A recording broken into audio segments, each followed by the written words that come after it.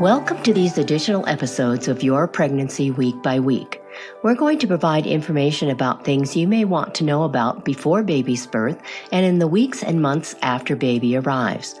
Dr. Glade Curtis and I hope these discussions will help you and your partner settle into your new roles as parents.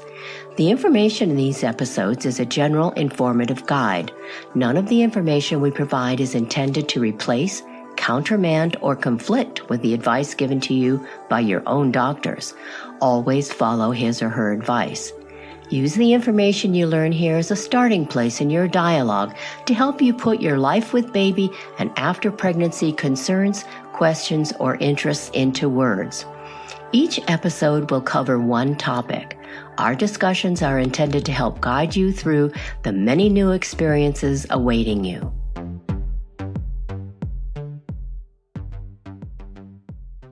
So let's get started on this discussion. We're going to talk about your newborn and sleep. Baby sleeps a lot in the first few weeks, usually between 14 and 18 hours a day, sometimes more. When my son was born, I couldn't believe how much he slept. When I discussed it with his pediatrician, he chuckled and said some babies need more sleep than others. In a few short weeks, Ian was waking up more, and I finally relaxed. Sleep gives baby energy. She'll slip between waking and sleeping with little regard for day or night. Most newborns don't sleep longer usually than 5 hours at one stretch. In another 6 to 8 weeks, she'll sleep longer at night and will be awake more during the day. Exposing her to daylight during the day and putting her in a dark room at night can help establish this pattern. She won't sleep as deeply as she will when she gets a bit older. It's not necessary to put your baby in a dark room when she naps. Daylight won't keep her awake. And don't make everyone be quiet or walk on tiptoes when she's asleep. Let her become used to regular household sounds. You'll be glad you did when she gets older. The American Academy of Pediatrics recommends baby sleep in her parents' room in a bassinet or crib for at least 4 to 6 months to help reduce the incidence of SIDS, sudden infant death syndrome. The theory is baby sleeps more lightly because there's movement around her. You may be advised by a friend or relative to put baby on her tummy so she'll sleep better. Don't. We know back is best. Put your baby on her back every time you put her down. Studies show a normal baby doesn't usually have problems choking or aspirating vomit if she spits up because she has a well-developed gag reflex.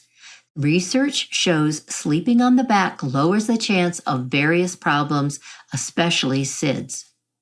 Exceptions to this rule may be premature babies with breathing problems, babies with certain upper airway problems, babies with defects of the nose, throat, or mouth, or babies with swallowing or vomiting problems.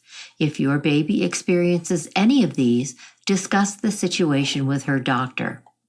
It's not unusual for infants to have short pauses in breathing. Your baby may hold her breath for a short time, called periodic breathing. It's okay if she does this occasionally for less than 10 seconds, then resumes breathing on her own. It occurs because the part of the brain that controls breathing is not fully developed. Periodic breathing is not linked with SIDS. Some babies suffer from sleep apnea, a temporary cessation of breathing while asleep.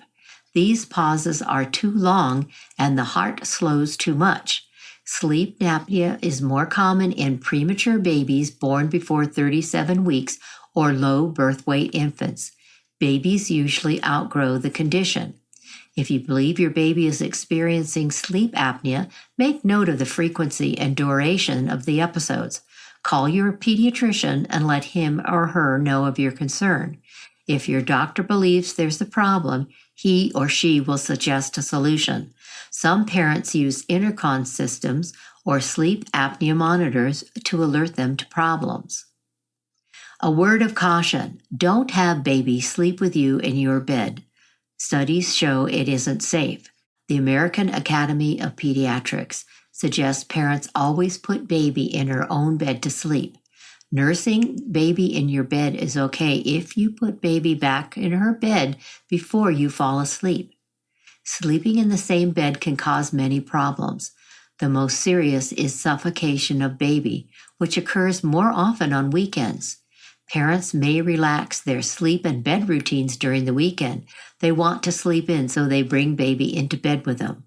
Don't let your baby become a statistic. Always put her to sleep on her back and always in her own bed. If you want to find out more about this podcast, visit our website, yourpregnancyweekbyweek.com. If you're looking for something specific, check out the podcast topics list. Follow us on social media for updates, new podcast episodes, and important information. Visit Your Pregnancy Week by Week, all one word, on Facebook and Instagram.